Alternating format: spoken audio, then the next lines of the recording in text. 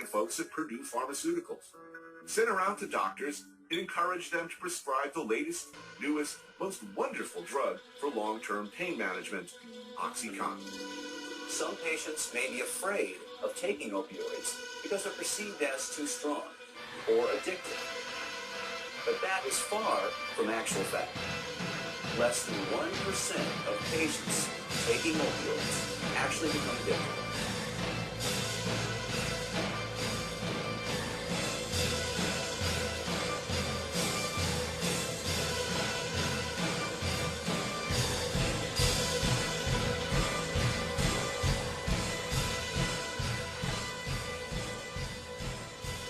This episode has been brought to you by Anthem Blue Cross Blue Shield. All right, so this is episode 8 of the conditions of our parole, and the first thing we want to talk about is the situation with the coronavirus or COVID-19. So, of course, there's reason to be concerned. It's been considered a pandemic. It's obviously spreading throughout the globe. It's something. It's scary, naturally. And the thing that I really want to focus on is the response from the business community, particularly the pharmaceutical industry, and just in general, all the shit that's been shutting down. We just got word that Disney World and Disneyland are shutting down, the NHL, NBA, MLB, March Madness, all that stuff is... it's all shut down right now. So, but the thing that pisses me the fuck off the most, and the thing that I think it warrants the largest discussion, is, well, I'll just tell you, like, there's an article that came out in Politico last week, and the title is "How the Drug Industry Got Its Way on the Coronavirus," and it just details how drug companies. So there's this $8.3 billion emergency coronavirus bill, right? So both Democrats and Republicans, to their credit, both parties, people within both, have tried to push for legislation that would crack down on the costs of pharmaceutical drugs. So in this case, it would be a vaccine for the coronavirus. So the thing is that these drug companies, they successfully fought that part of the legislation. So the lobbyists successfully blocked attempts to include language in the emergency bill that would have, and this is funny, they use the word threatened, would have threatened intellectual property rights for any of the vaccines and treatments that the government deemed unfairly priced. Which, it just is so funny, like when you look at things like intellectual property, how big of a bullshit scam that is. Because that basically, that's all that says is that you can't compete with us.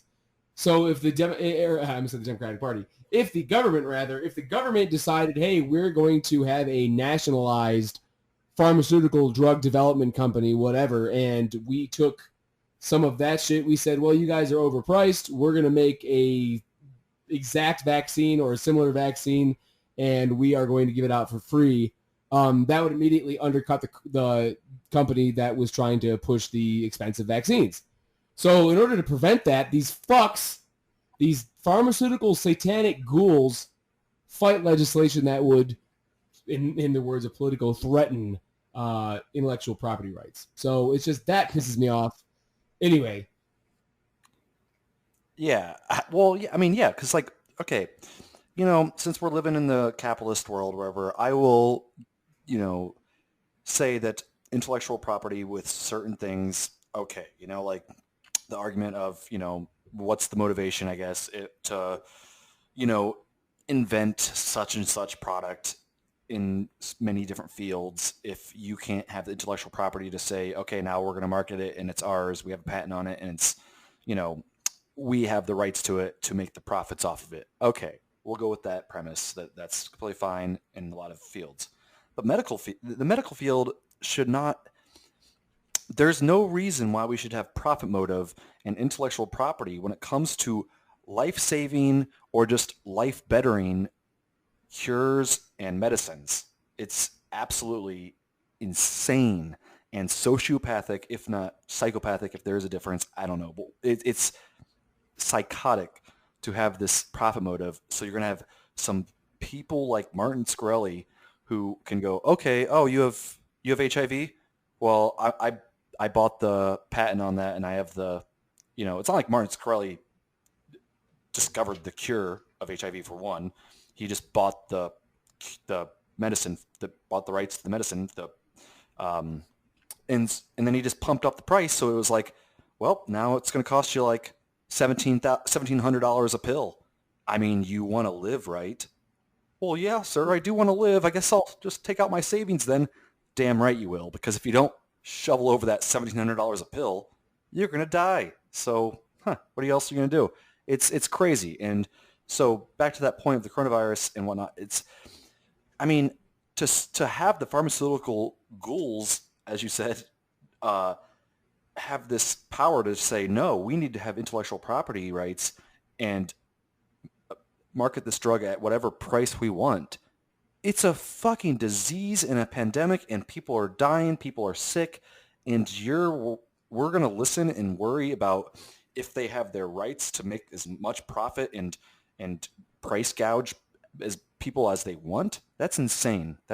It's any society that abides by these kind of rules and allows this kind of thing to happen. It's one thing for a capitalist to say they want that. There's a lot of sociopaths in the world. To have a sociopath that says, hey, this is my intellectual property. I want to be able to fucking, I found the cure to the coronavirus and I patented it. Okay, it's mine, intellectual property. I'm going to charge $10,000 to test and $20,000 to cure it. So, if you care about your health and you're an elderly person and you don't want to die and your grandpa got it. Well, do you want him to live? You like Gramps, don't you? Right? Yeah. The family likes Gramps. Best you all better chip your money together and get that 30,000 then. It's sociopathic, but that's just one person. But to have a government that allows that to happen, or will fall prey to that and be like, well, we have to follow that. We have to do what they say. No, we don't. No, a government is for the people, by the people. There's no reason why a government would ever listen to that insanity and allow that to happen. If there's if a cure for coronavirus is found, it should be automatically made public and free and just pumped out. Government dollars, tax dollars.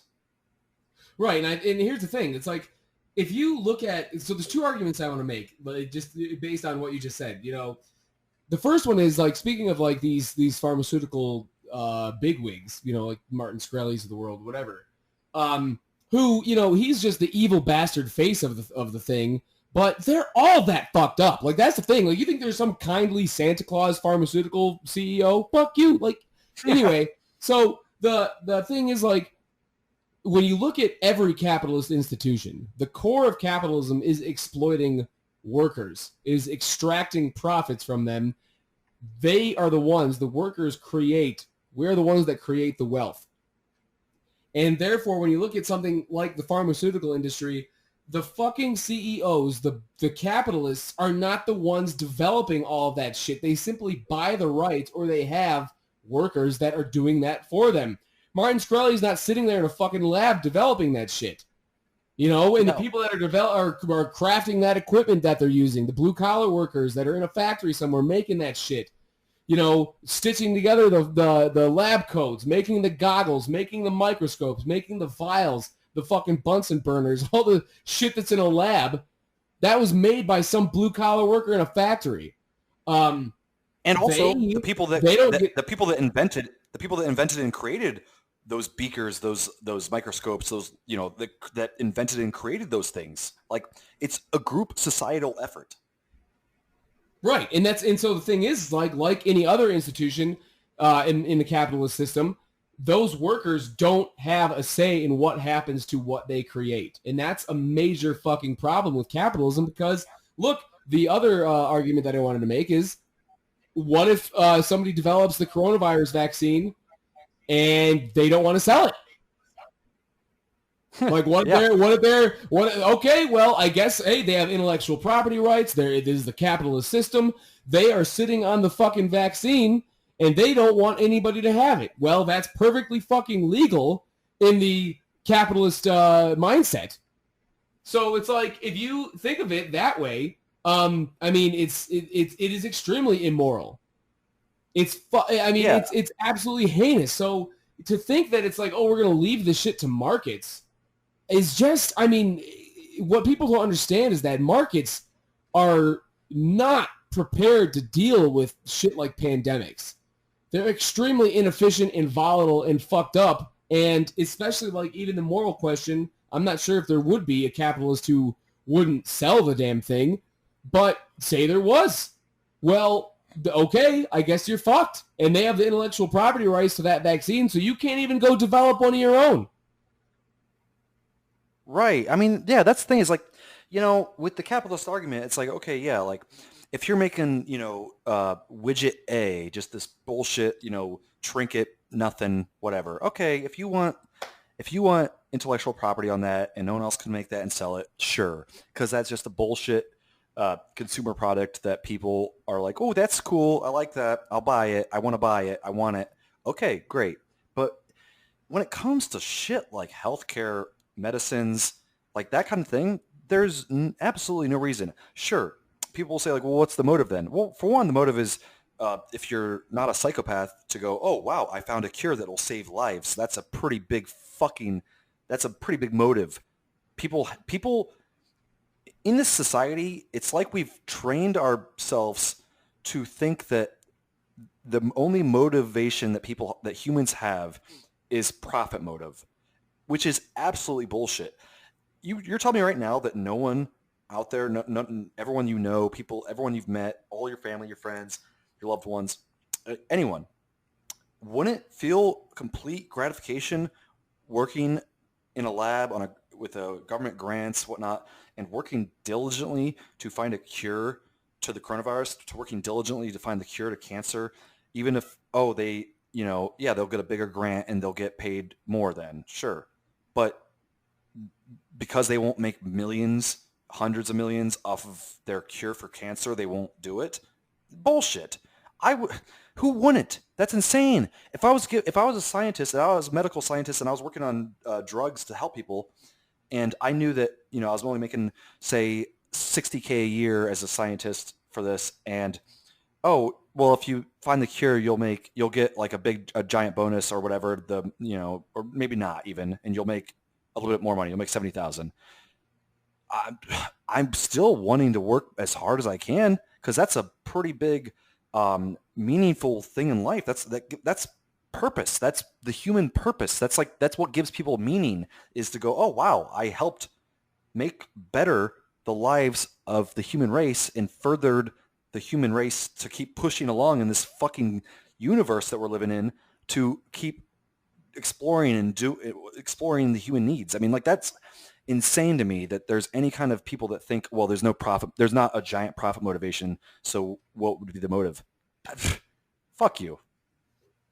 Right. I mean, it's just, so there's a thing in economics that you start off from a base of, they call it Homo economicus, that when you're beginning to understand economics, that human beings are self-interested, they're logical, and they are always self-maximizing. That's the base that students are taught economics from, which is an absolutely horseshit, garbage, cynical fucking base to teach anything about economics from. Like, it's so instead of, hey, human beings are naturally caring and we're social animals and we not only care about maximizing ourselves but helping others, those are real instincts that human beings have. And that's why when we see shit thrown in the face of those values or those traits, it registers as fucked up to us.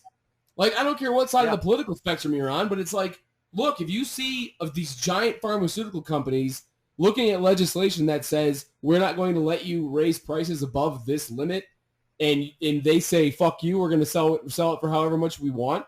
If that in your head doesn't register as, holy shit, that's fucked up. If that doesn't happen, then your brain chemistry is questionable, because human beings are not self-maximizing and inherently self-interested only or selfish. And the whole logical thing, whatever, you can argue it. But like my point is that we are taught that as a foundation, we should always be suspects of other human beings, that they're always in it for them, out for themselves. They're just in it to fucking get whatever they can out of the situation. And it's a very piss poor way to live, and it leads to this type of shit. And so, like, when you read this shit about the pharmaceutical industry, it really goes back to, well, this whole idea of like like, what are human beings? What kind of values do you have as a human being? And again, it just keeps going back and back and back to like all of our discussions regarding politics and all that shit. Because look, I mean, to branch off the coronavirus situation for a second and just get into the mass medical healthcare discussion. I mean, Joe Biden just said recently that if Medicare for All passed the House and the Senate, he would veto it as president. So it's like, so you don't think healthcare is a human right? Okay, well then, who the fuck are you? What kind of values do you have? That all comes into question, because it's like, look, what am I voting for if I'm voting for a person who doesn't believe healthcare is a human right? You know? So, I mean, look, it's one thing to say that you side with the pharmaceutical companies, but I would go even further and say that even if you don't think people should have healthcare as a human right, then you're just as bad as any pharmaceutical company. Yeah, I was talking to somebody just today about, I brought up the whole, the stock market's crashing currently, and Trump just passed executive order or whatever it was to pump like $1.5 trillion into the stock market. And I was talking, I was like, and I brought up the whole like, oh, who's going to pay for it? Who's going to pay for it? How are we going to pay for that? How's that going to happen? Blah, blah. And the person said like, well, either way, we won't be paying for healthcare or free tuition, like in a anti my point way. Like he was more so saying a statement, like that's not what we're going to do. Like that was his value system, or whatever. And, I said, well, okay, well, point out like all the arguments of like, okay, well, it only costs $60 to $80 billion for, tuition free college, blah, blah. Either way, his response was something around the lines of, I don't feel that people should get free healthcare or schooling. And it wasn't like he circumnavigated, he went around the whole how are we going to pay for argument. And I was blown away. I was like, this is insane. Like I've heard so many people say, how are we going to pay for it? Like no one's like anti, everyone should have healthcare. People's point is always, everyone shouldn't have free healthcare for all because that's a lot of money. How are you going to pay for that? That's just, whatever the cause. And this is a rarity that you see the kind of person that just goes, I don't think everyone should have free healthcare or everyone should have healthcare. He didn't even say free. He just said, I don't think everyone should have healthcare and schooling. It blew my mind. That's like that's a common thing though. Like I've had conversations like that where it's like, if you're talking to a conservative, where it is like it, and I've pointed this out. I'm like, it wouldn't matter if I were to show you fucking charts and graphs and stats and everything that showed that what I'm proposing is cheaper, more efficient, and effective, and helps more people. You would still be opposed to it because you are absolutely opposed to helping people. That's what it comes down to. Right. I mean, yeah, exactly. Because, right. I mean, that's all it can be because, I mean, I know that there's a lot of people that are, brainwashed or whatever because and they just won't hear an argument out. Because, I mean, obviously, how many times have we argued with people where it's like, well, no, like you just said, there's countless studies, there's countless examples around the world that this is just, objectively a cheaper system, covers tens of millions of people that wouldn't be covered, keeps people out of debt. It's just altogether a more empathetic, humanistic design, but also a cheaper one. And the fact that people still go, no, don't like it. It's like, wait, so having tens of millions of people that would be covered by healthcare, people not dying, people not going in debt, the cost would be cheaper. So the only point is just, no, I don't think that everyone should have healthcare. What? Like that is psychotic, AJ. Like that is just an absolutely like psychotic idea that people just go, no, I don't like that.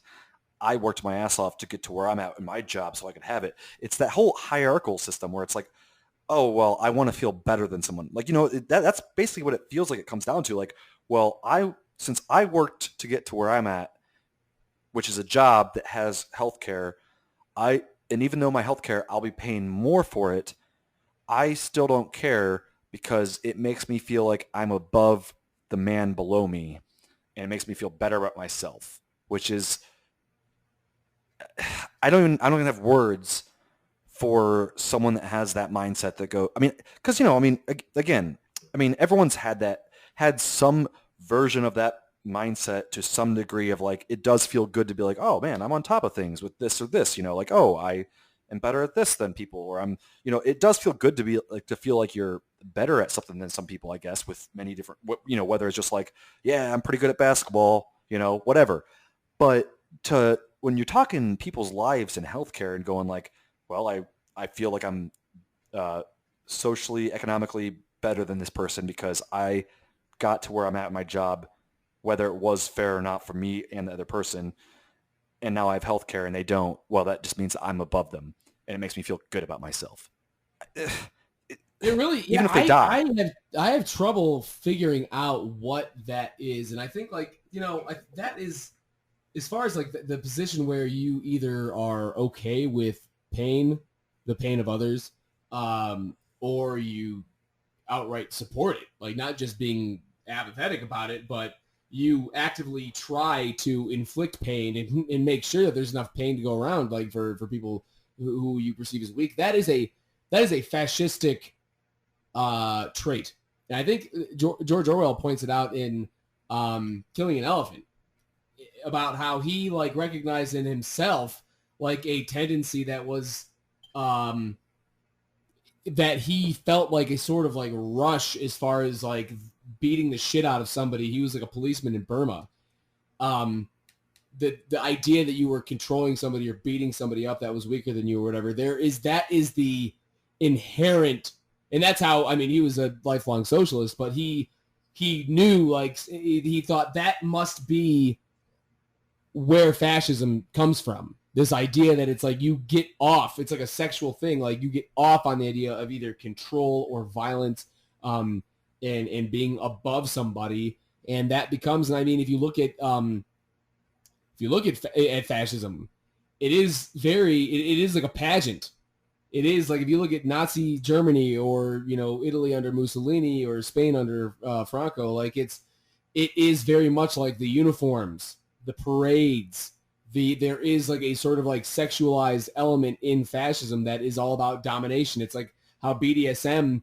If you look at like the BDSM, I guess pornography or counterculture or whatever, they take a lot of shit from fascistic governments. There's like an authoritarian element to it, and it's it's like Wilhelm Reich wrote in the Mass Psychology of Fascism. It does come down to this sort of like, it is like a sadomasochistic sexual thing with fascism, and I think like the same thing has to be true of like when people are like, nah, even if we could provide healthcare to everybody, I don't want everybody to have healthcare. I don't want everybody to have education. I don't want everybody to have housing. I don't want everybody to have clothing or shelter or food, whatever. Like, so there is a fucking sadistic and maybe sexual element to that mentality that I that is like the core of what right-wing fascistic thinking is. I have to think that way. I have to believe that because I don't know any other way of explaining it, that you have this cult of pain and death and suffering and inflicting the most horrible shit upon people. It plays to the darkest side of humanity. And I think that's where it like goes back to what I was saying about how in economics, if you go to a fucking economics course in a college, they start off with the whole homo economicus thing. You're self-maximizing, you're selfish. Well, if you start off from that, then it's like, Yeah. then Right. naturally No, exactly. lead to, well, that's that. Then I guess fascism is the proper way that we function because apparently human beings are all pieces of shit. Yeah, I think that's what it comes down to is that like it is very fascistic and it has like this like weird, dominance uh, factor to it. And I think the problem is that just like fascism, just like a hierarchical system, just like any symptom of this kind of thing, and just like the right wing versus the left wing, um, these powerful entities or these powerful forces or these powerful ideas and like cultures that are built, I guess, they have a way of like, because they are kind of aggressive type. I mean, the whole point is like this aggressive uh, aspect to it, that they tend to have a lot more pull or push on the system that puts them, center of everything. So I don't subscribe to the idea that humans are naturally those things, but because it's so much more front and center to see those fascistic, those uh, sadistic types of people or movements or ideas or what have you, of this, like, well, if they're suffering and I'm not, that means I'm on top, I'm the alpha dog, I won, I'm better, and I get off to that, blah blah blah. Because it's so much more front and center to see that than just a group of people going, hey, let's all kind of, not fuck each other over and let's help for the better good. Like, it, it just seems that those are more centered, and therefore it makes it seem like it's more prominent, basically. But I think that there's many more people in the world than that are good naturally and don't have that mindset of like, oh, let's fuck over our fellow man or woman because it makes me feel like I'm above them and therefore I am above them. I don't think that, I think there's way more of the good than bad, but it's just that the bad outweighs the good in the perspective of societies. And yeah, just like you said with like the economics 101, I mean, that's like starting off with going to a medical school to be a surgeon. And they start off saying, well, I mean, obviously the reason why we're doing surgery here is to, really get that rush of cutting people open and then also getting a feel on people when they're naked and out of unconscious. That's really the start of this. That's really the reason.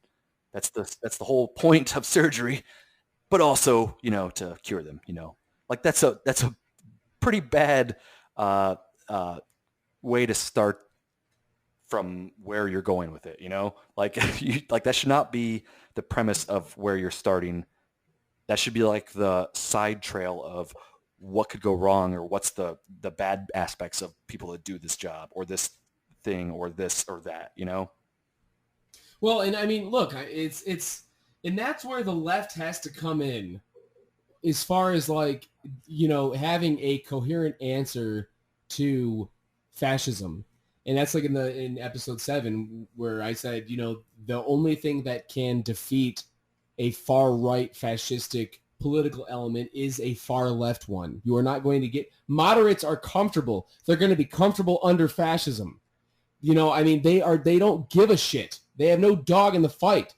They are going to be comfortable upper middle class people under fascism. That's why they support right-wing politicians and programs. So the thing is it's like, look, I guess like what illustrates my point is like we have to be courageous and we have to take what the fascists or right-wing or even like the center-right moderates or neoliberals say about us as far as like the homo economicus thing. We have to turn it back on them and say you're fucking wrong. And it is the mirror image of actually what you've been saying that is the truth. And that's kind of like, I guess like the way that I would illustrate it is there's a movie, a Pasolini movie. For those who don't know, Pasolini was a communist Italian director who was killed while trying to retrieve footage of the movie I'm about to talk about. So Salo, however you want to pronounce it, 120 Days of Sodom is a fucking really horrific, scary, it's a mind-scarring movie about, it takes like the Marquis de Sade's 120 Days of Sodom and puts it in Italy, northern Italy, under Mussolini, the last days of the Mussolini regime. And you have these fascists who basically kidnap and sexually torture and abuse and fuck with these kids, pretty much, like teenagers, young adults. And the whole point is just like domination. Like Pasolini, like I said, he was a communist. He was a committed leftist, and he wanted to show like this is what fascism is. It is domination. It is degrading the human being. It is making people eat shit. It is sodomizing people in front of fucking laughing guests. It is fucking degrading people. and just like the horrific shit that happens in this movie is all to a degree sexually based because it's based on the Marquis de Sade. So it's all sexually based. But in the movie, there's a scene where there is a character who is, you don't know until the scene happens, and I'm ruining the movie, but you probably shouldn't watch it anyway unless you have a strong stomach. He and a girl who happens to be black, which is, for the time this movie was made in the 1970s, and this is set in a fascist area, so it is like that is also a statement in itself that there's an interracial love. They go off to somewhere in the castle or whatever, and they are in the midst of all this sexual depravity and torture and horrors. They actually make love, and before they are caught by the guards, or when they are caught by the guards, before they're shot to death, the guy raises his fist in a socialist salute, the socialist salute being the raised fist, and they fucking kill him, obviously. But that act of defiance, one, is important, but what is even more important is the fact that they took the act of sex from the fascists and turned it into something that was beautiful and worthwhile and rebellious and socialistic in the face of these fucking disgusting fascists. And that's exactly what we have to do as socialists now with things like economics, with all of these fields of science and study and in mathematics, whatever. We as leftists have to fucking take back those institutions and make them our own, because if we don't, you're going to look at this coronavirus situation, you're going to look at these pharmaceutical companies, and that the brutality that we are seeing now is commonplace. And you have to realize that this is institutionalized. It's in the fucking common brain. It's infected the soul of our people. So it's, unless we do that, we take upon us the task. And it's going to be hard, but we have to fucking take back these institutions. And to me, anyway, that scene from that movie illustrates that point. They took the act of sex away from the fascists and made it something that was beautiful when it had been, up to that point, absolutely fucking horrific. Well, on that, I will say, to get onto point of what we're going through right now with the current Democratic primaries, I feel like Bernie is being a little too, he might be taking that point too strongly with as far as his ways of going against Joe Biden, who is, the race right now is supposed to be going against the fascist government, the fascistic government of Donald Trump and the Republicans and really the Democrats. And Joe Biden, or Bernie Sanders, basically is treating Joe Biden as if he is a good friend of mine, and not treating it like, hey, he is the left revolutionary movement that is supposed to be fighting this oppressive, terrible government that we have going on right now against Joe Biden. He's saving that for Donald Trump. Well, he's not going to make it to Donald Trump unless he gets through Joe Biden, who is part of that system. And so to get to the point of that, I mean, we need to really start thinking about strategy. Well, we don't. I mean, I think we both have a good strategy, or at least better strategies than Bernie Sanders. And we talked about this before the show. And quite frankly, the Bernie Sanders things that he's done, as far as his way of fighting against the Democrats, used to be kind of an annoyance, and now it's just starting to piss us the fuck off. Because Bernie's just not fighting correctly against Biden, the Democrats, the media. I mean, he needs to just start coming out firing. He cannot start this shit off every time. Joe Biden's a good friend of mine. Sure, I think he could win. I think he could beat Donald Trump. But I think we have a little bit of differences, a little bit of minor differences. He thought this was good. I did not. I'm sorry. That's my opinion. Well, it's no. It's like you said in the last episode when you did the whole Bill Cosby and at the end the Harvey Weinstein example. It's like, you can't fucking start off by saying he's my friend and he's also fucking done this, and that. Yeah. How are you going to start off with but he's my friend, but also, I mean, he's raped some women. I think that's wrong. Good friend of mine. I think he could treat a woman pretty well, but sure. He chooses not to. What's that? He chooses not to. Yeah, exactly. It's like, well, then he's a rapist. It's like, just call it out. He's no longer your friend. Him and the entire establishment are fighting vigorously to fucking crush you, to take you down, to stop the left-wing movement.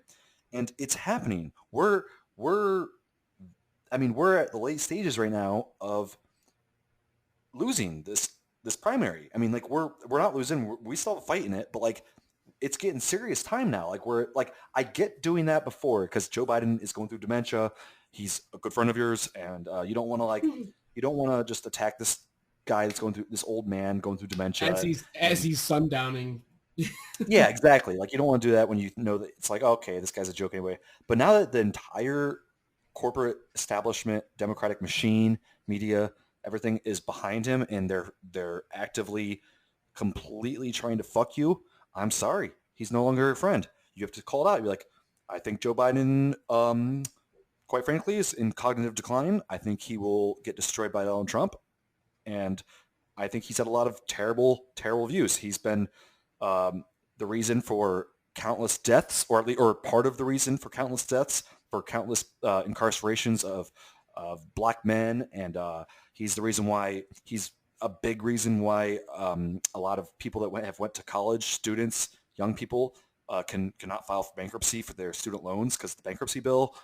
He passed the Hyde Amendment that made it so that there wouldn't be any funding through the government for abortions. I mean, this guy is atrocious on his face, but then you also have to say, well, and he's also cognitively not there and will lose to Donald Trump. That's it. Stop playing fucking friends. You're not friends anymore. I mean, you can be friends behind the scenes. It's great you brought this up because I definitely think we need to talk about it. And earlier today, my mom sent me a text. I have no social media, but my mom's on Twitter and she follows a fuck ton of people, and she's a lefty. She follows Boots Riley, who, for those of you who don't know, Boots is the main lyricist and rapper for The Coup. I'm Boots Riley, it's a pleasure to meet you. Never let they punk ass ever defeat you. They got us on the corner wearing pleather and see-through. All y'all's gold mines, they want to deplete you. Which, The Coup's my favorite rap group, and Boots is one of my favorite lyricists, and he's a longtime left-wing organizer and musician from the Bay Area. And he tweeted out, earlier he tweeted out a while ago that he has never voted for a politician in his life because he's just always been under the impression that they represent capital, and he's fucking right. But he's, I think, in his late 40s, early 50s, but he tweeted out today, Bernie, please, we don't want Joe to be your friend. He's not a friend to the people. He's in the corporation's pockets. That oil bailout Trump is talking about, Joe will do it too. I had a friend from my younger days that started pimping. They're not my friend anymore. Fuck Joe. I was like, that is such like, I love that he said that. They're like, yeah, I had a friend back in the day and he started pimping and now he's not my fucking friend. It's like, yeah. If you have a friend that starts doing fucked up stuff, stop being that person's friend.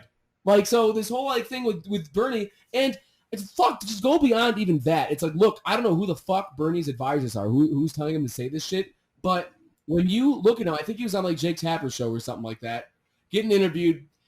Bernie fucking came out and said something like, I think that Joe can beat Trump and I will do everything I can to make sure he wins. And it's like, okay, you're in the middle of a fucking primary. That is the opposite of what the fuck you need to say. You need to say Joe is a dangerous candidate. He is definitely going to lose. And if you fucking make him the Democratic nominee, you are looking at 4 more years of Trump. He cannot beat Trump. That's what I would say. And you know what? I think we need to take like a gloves off strategy. We've been saying all this time, Joe, listen, man, you've got dementia. Look, you're sundowning. You're losing your fucking mind more and more every day. You can't form a fucking complete sentence. You have massive problems facing you. Even Obama said at the beginning, Joe, you don't have to do this. Look, that Joe and Obama, Biden and Obama are close, you'd think. I have to think that the context of that comment was, Joe, look, man, you're fucking, you don't have much time left as far as your fucking brain goes. So it's like that whole, like, Joe, you don't have to do this. And look, I say, fuck it. Let's take them at their word. Let's say, hey, fine, Joe doesn't have dementia. In that case, that whole debate that you guys said we're going to not have an actual debate. No, we're going to have an actual debate. We're going to have 2 candidates standing there, and we're going to see who does better, Joe Biden or Bernie Sanders. And no, you know what? Fuck that. We're not going to go soft on Joe Biden anymore, saying, well, he's a feeble old man, so we're not going to go hard on him. No, go fucking hard on him. Gloves off. Stop with the fucking kiddie shit. If they say he doesn't have dementia, treat him like he doesn't have dementia. Fucking tear him apart. Because look, he didn't give a shit about tearing apart those Iraqi kids. He doesn't give a fuck about cutting people's Social Security. He didn't give a fuck about incarcerating young black men and young Latino men predominantly with the crime bill and ruining people's lives with the war on drugs. He didn't give a fuck about any of that. So you know what? I don't give a fuck what kind of suffering comes Joe Biden's way. He's done enough to make the world suffer. So enough of the kiddie shit. Handle him like he's a fucking man. Handle him like he doesn't have dementia. We've been the ones warning you. The left has been the ones saying, like, dude, you're parading around this guy that's clearly in cognitive decline. This is gross what you're doing. You shouldn't be doing this. They don't seem to care. No, he doesn't have dementia. Okay, suit your fucking self. We're going to fucking act like it. Yeah. Well, right. Like, and that's the thing, too, is like, okay, like, he's your friend. He's your friend. Okay, well, he should not be, because like the Boots Riley thing you just said, it's like, okay, yeah, if someone did those horrible things, they shouldn't be your friend anymore. But say he is, and say that your next point is, oh, well, do I think that Joe Biden could win? Yeah, sure. I think Joe Biden can win. Okay, for one, in a primary, you saying that Joe Biden cannot win will not affect him in the general election. So I get not going, do I think that Joe has dementia? Yeah, I think Joe has dementia. So, Bernie's whole thing of like, well, it seems like he just doesn't want to like hurt the Democratic chance of beating Trump. Like he truly thinks that like, oh, I just don't want to, like, I would rather say these things if it means that Trump doesn't get reelected. Like, I think that's Bernie. Bernie does have that in the back of his mind the whole time. Like, I do not want to get Trump reelected, so I will say whatever. I won't trash them. Right. But in a primary, saying that Joe Biden could beat Trump, if you said that Joe Biden couldn't beat Trump, that's not going to change a damn thing in the general election. Even if Joe Biden could beat Trump or couldn't beat Trump, by saying he couldn't, that's just you being a primary opposition candidate saying he couldn't. Sure, if you had some Oppo research and found some dirty shit and said this, whatever, and it really fucked Joe Biden up, but he still won the primary, then yeah, you might have hurt his chance, I guess. But you saying, I don't think that Joe Biden can win, and here's why. He's suffering some cognitive decline, and his policy record is just terrible, blah, blah. That's just saying like, hey, if we do want to beat Donald Trump, look, he cannot beat Donald Trump. That's the point. So if you do want to beat Donald Trump, you have to vote for me, because literally a vote for Biden is saying that Trump will win. And Bernie doesn't seem to get this. He seems to be playing this double game of like, well, I want to, he wants to put his policy out there and wants to like show that he is the candidate to win, while at the same time playing it safe and going, well, but if Joe does win, or wins the primary, I want to ensure that he has a viable chance to beat Trump as best as I can. It's like, well, he doesn't have a chance though. And you have to know that he doesn't have a chance. So you just playing this double game and not just going attack mode on him is pretty much just giving the election to Trump. I mean, you have to realize that he doesn't have a chance. And if you don't attack Biden and win the primaries, then Trump will win. So it's just mind-blowing that he keeps fucking saying, Joe Biden's my friend. I think he can win. Yeah, sure, I think he can win. Of course. No, stop that. Stop that, Bernie. It's insane. It's a terrible tactic. Look at the exit polling of every state so far. Every single state exit polling, when asked, people in even like, Alabama, Mississippi, these backwards fucking states, they all still, the majority, think that stuff like Medicare for all is good, blah, blah, all the policies that Bernie stands for is good. But on the other hand, when asked, what's the biggest thing that matters to you and the candidate you're voting for right now, like 33% say has the same policies as I do.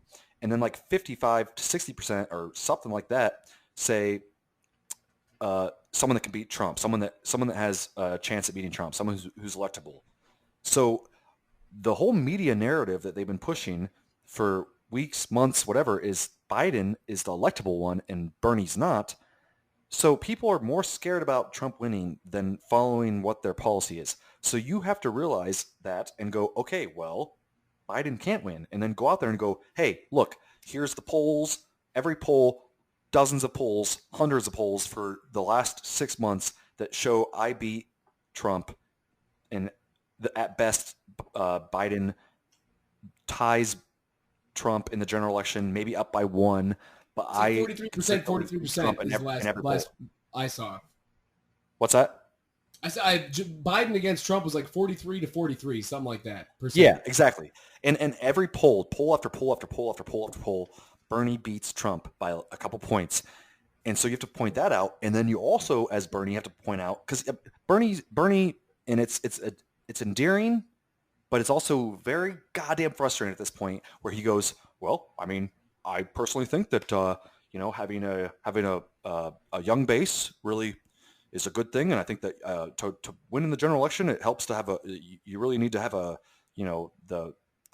18 to 30 year olds. You need the younger base out there to vote for you. No, you have to go, hey, look, motherfucker, all those people above 45 that because Bernie destroys Biden when it comes from 18 to 45-year-olds, but 45 on, aka the second half of Gen Xers, the boomers, they go for Biden. So Bernie has to go out there and go, hey, look, those 45-plus-year-olds, those suburban upper middle class people, they're all blue no matter who. They're going to come out and vote. They're the reliable voters. They're the ones that vote every year. They will vote no matter what, and they will vote blue no matter what. It's the young people that are like herding cats. It's impossible to get out there unless they have a fucking movement and actually have a reason and excitement. And Bernie's the one that does that. He has to go out there and say, look, Joe Biden's not going to, sure, he'll get those blue no matter who. He'll get those boomers. But without that excitement of that base of going then you just won't win. You will not win without the 18 to 40-year-old people that have excitement because they have a reason to go out and vote. You just won't. But it goes both ways, because if you look at the voter turnout as far as the youth vote, I'm sorry, it was not what we thought it was going to be. Obviously, Bernie Sanders he's overwhelmingly favored by the 18 to 30, even 18 to 40-year-old bracket. The turnout wasn't enough. It wasn't enough. So, as much as we'd like to say, we just got to get the fucking kids to come out and vote, it's not enough. You have to convince people who are blue no matter who. And the way that you do that is exactly what the fuck we've just been saying. You cannot go on television as Bernie Sanders and say, I think Joe Biden can beat Donald Trump, and I'm going to do everything I can to support him. It's like, no, listen, motherfucker. There's nothing illegal about you going after your opponent in a primary, and the problem with Bernie is that his campaign is instructing him to operate as though he's not going to win. That's exactly what the fucking problem is. Trump went into the Republican debates, the Republican primary, swinging dick, okay? He didn't give a shit, and he fucking would call out people for having donors in the audience, and he'd call out people like fucking Jeb Bush. He took a shit all over everybody, and when everybody was going after each other, he'd stand back, and he would let them do it. He would let them sling the mud. I mean, as much of a fucking buffoon as I think he is, as far as that shit goes, he had the right strategy. Bernie has been fucking acting this entire time like he is not going to be the candidate. And that's the fucking issue. He's going on television acting like I won't be the guy. And just in case you think I'm going to be a spoiler, don't you worry. I would never do that. When he might as well just be going on television saying when Biden becomes the nominee, I'll be sure to back him. He might as well just be fucking flat out saying that shit, because he this entire time he's been acting like there's no way in hell we're going to win. He is saying that. I'm saying with the affirmative, when, I have no chance. Oh, yeah. Yes, I'm saying he's right. Yeah. So my point is that, but that's what did Bernie's campaign in. And his advisors, and this is obviously the last time he's going to run. There's no fucking way Bernie's running in 2024. So, I mean, it would be stupid. It would be stupid for him to do that. But what I'm saying is that whoever his fucking advisors are need to be tried and hanged, because it's like, you motherfuckers told your candidate to go out and act like he's not going to be the guy. Bernie from the fucking get-go needed to go out there and be like, you know what? Joe is going to be Hillary 2.0. You're going to have 4 more years of Trump. There's no fucking way he's going to beat Trump. We've seen this before. You guys are idiots. The mainstream media is against me. The fucking Democratic establishment is against me. But I'm telling you right now, if you fucking want 4 more years of Trump, keep listening to them. Keep doing the same thing. That's the definition of insanity. And instead, he's been sitting there like, you know what? If it comes down to it, I'll fucking support whoever. Like, what the fuck? That's not a winning message. So, like, from now on, and look, I just got a notification from my buddy Rito. He's obviously, like I've said before, he's organizer for the Bernie campaign. I mean, he and I have been fucking shedding some tears over this shit, but he just sent me a text about the coronavirus, and apparently Biden's fundraisers have been indefinitely canceled due to the coronavirus. So he's obviously going to rely on online shit now. Well, online shit's Bernie's bread and butter. Right. So while there's like something like, okay, well, maybe that's going to slow down his contributions or whatever. But the whole thing is that Biden's fucking contributions were never from everyday people anyway. No. They were always from corporations. So big fucking deal.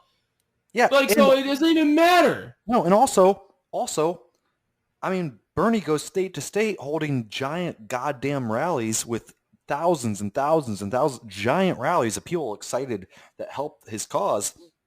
That having to cancel these events for him kind of sucks. Biden's not having these giant rallies. Biden's being ushered out, you know, not even sure where he's at. He probably thinks he's feeding ducks at a fucking pond, and he's ushered out to in front of like 1,000 people and has to give like 7 minutes of his brain's full capacity that he could possibly give, and he still fucks it up every time. Biden, his events don't matter for him. They don't matter for him.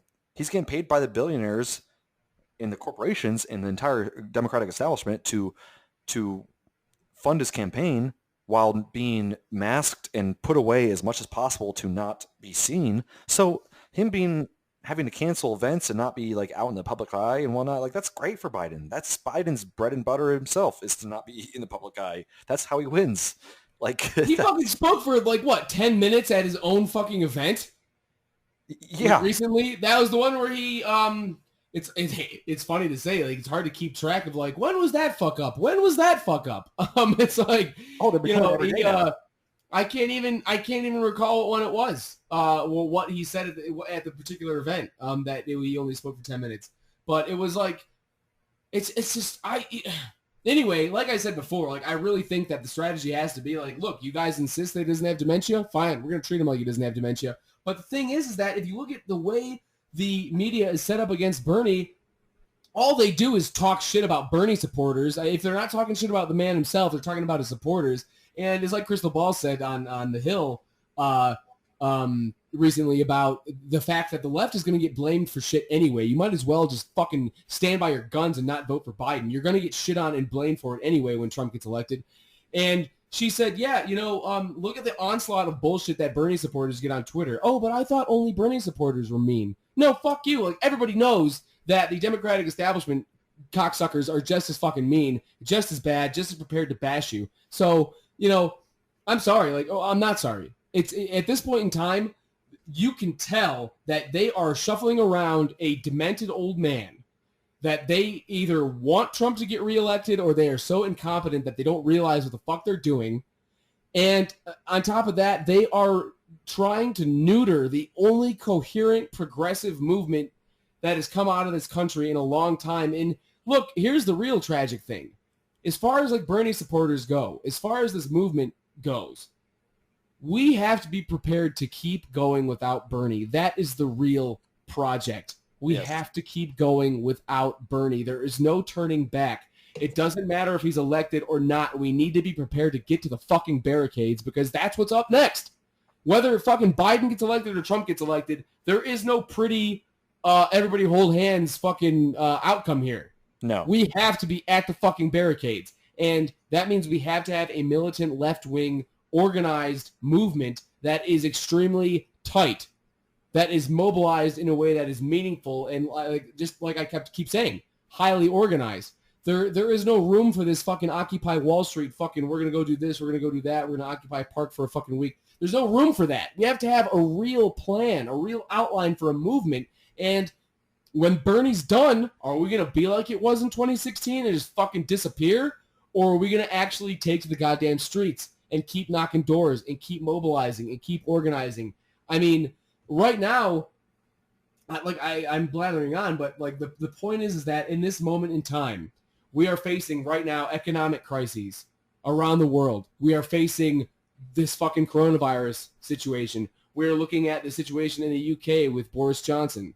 We're looking at the situation elsewhere with people like Erdogan in Turkey or Orban in Hungary and obviously Bolsonaro in Brazil, like just like the sort of right-wing strongman rising up. Trump in the United States. And the moderates are facilitating this shit. And the only way that we can stop it is if we have a real left-wing response. And the if you look at history, the times when the left seized power was in times of crises. And that means that this is an opportunity, not to sound like a fucking an opportunist in the Bolshevik sense, but to actually be like, look, this is a moment where we actually have something to offer, where we have a coherent movement, where we have a message and a path forward to fucking save humanity, not just one country.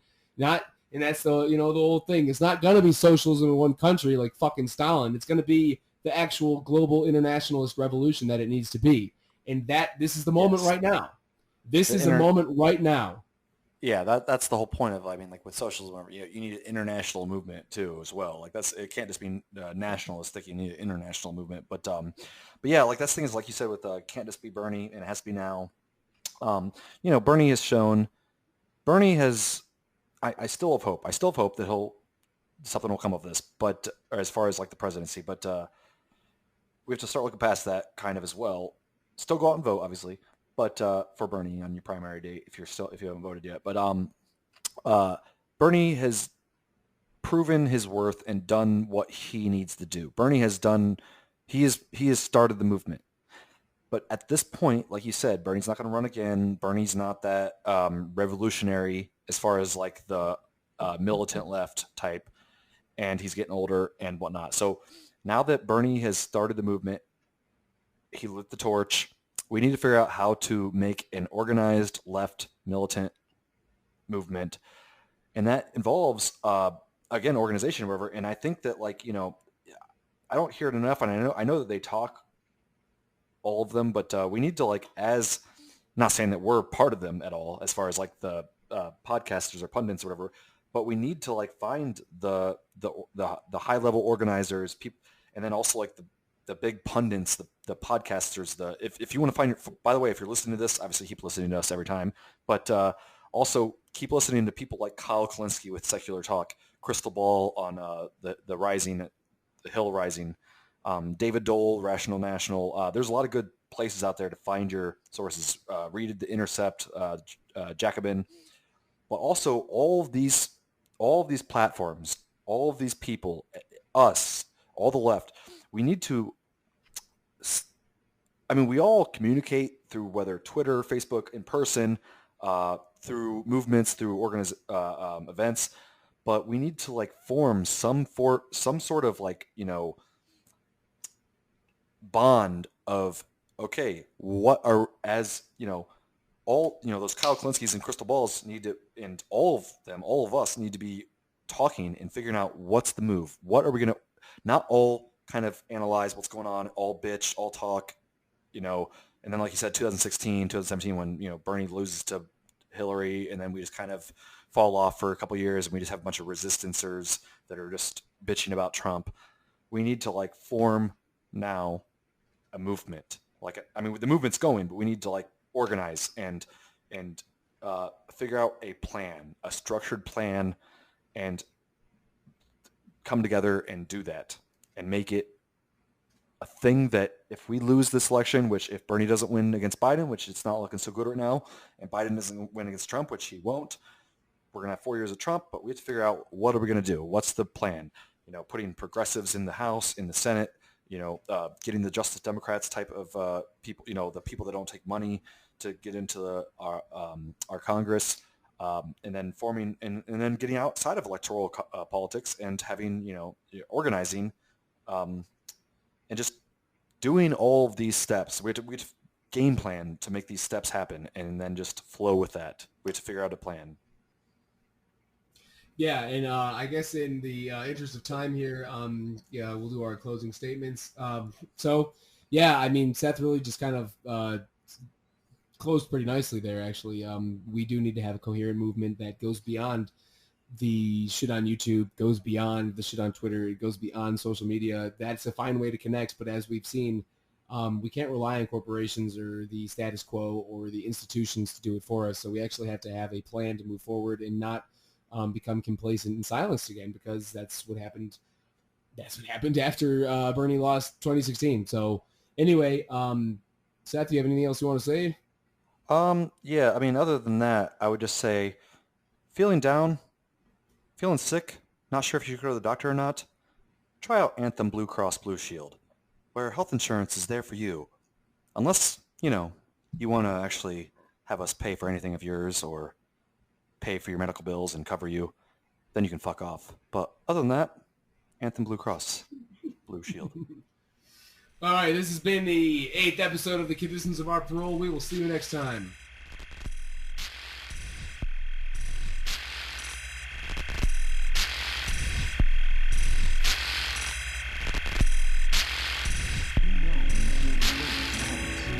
You may feel exhausted, hopeless, and anxious. Whatever you do, you feel lonely and don't enjoy the things you once loved.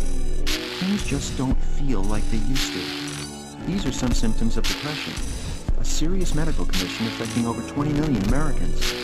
While the cause is unknown, depression may be related to an imbalance of natural chemicals between nerve cells in the brain. Prescription Zoloft works to correct this imbalance. You just shouldn't have to feel this way anymore. Only your doctor can diagnose depression. Zoloft is not for everyone. People taking MAOIs or Chemicide shouldn't take Zoloft. Side effects may include dry mouth, insomnia, sexual side effects, diarrhea, nausea, and sleepiness. Zoloft is not habit forming. Talk to your doctor about Zoloft, the #1 prescribed brand of its kind. Zoloft. When you know more about what's wrong,